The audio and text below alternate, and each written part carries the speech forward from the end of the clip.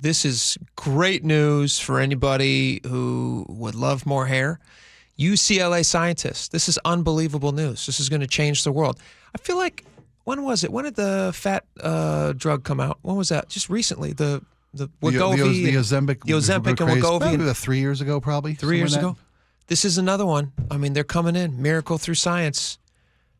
Baldness might soon be a thing of the past. Just think about that. Everybody who had to go through life bald might soon just be able to put some stuff on their hair. Grow your hair. And grow your hair Wake back. up a sleepy follicle. UCLA scientists found a molecule, PP405. PP405, not a joke. That's the real name, PP405, that wakes up sleeping hair follicles. Because I guess that's what happened. Your hair follicles... they fall asleep? They kind of fall asleep. They're still there? They don't dormant? Wither up and die. They become dormant. Okay. They just sleep. And so they said, hey, what if we could figure out a way to get in there, send them a little message through some protein or whatever to figure out, like, whatever protein is being blocked so that hair follicle doesn't do its job. Okay. What if we could turn that back on? What if we could unblock that protein and we could turn it back on? Then you have luxurious, Rapunzel-esque hair just growing out of your head at all hours. So they did this. They came up with this thing, and this company, this is UCLA, this is SciTech Daily was reporting on this, UCLA study, and they have successfully, it's not FDA approved yet, so Lord knows what else you're going to grow when you put this stuff on you. They don't know yet, and that's the testing phase. That's going to be where they have to figure it out. It's going to take years.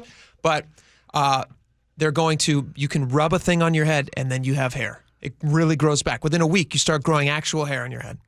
That would be great, because there are so many people that have so many remedies, and I understand that there are professional services. We mentioned them here on the radio station that work with regard to implants and what things that's human hair growing. Yeah, there's a way to supplement if you have missing hair. But my real take from this story, it'd be nice if we could eliminate baldness. I myself will never suffer. I'm knock wood. I've got the genes of a hairy people, which is great. Spike, I can confidently say you're a hairy person. Thank you very much. I appreciate it. You have a lot of hair on you. I do. It's all over the place. Poking out of your head and your face. From gravity, as a point in time where hair just gets, it's the sleeping follicle theory. Yep. It gets too tired to go up, so it goes out. So it goes out? Eyebrows, ears, nostrils. Oh, it goes ears. everywhere. Boy, I'm fighting ear hair all the time. Here's what I'm loving about this story. FDA seeks to approve this, right? Who funds the FDA? You do, Jake. Yeah. Laura does. I do. Our federal tax dollars fund the FDA. Actually, you know who funds it? Who? You know who funds a huge portion of it? Who? Drug companies.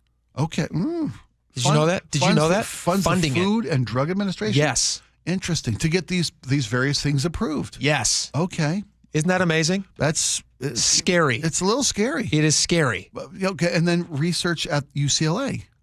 Funded probably in large part from grants from the federal government for research, medical research, scientific research. They raise money too. The team there are collaborations, there are private donations, there are endowments from universities, but there's also federal funding. Sometimes. And that's been vilified of late. I don't know. Not to go down that alley, but I like when our tax dollars, your tax dollars, my tax dollars, can go toward curing diseases. I don't know baldness. I don't know that the FDA. I don't know that any money has come from the FDA for this one.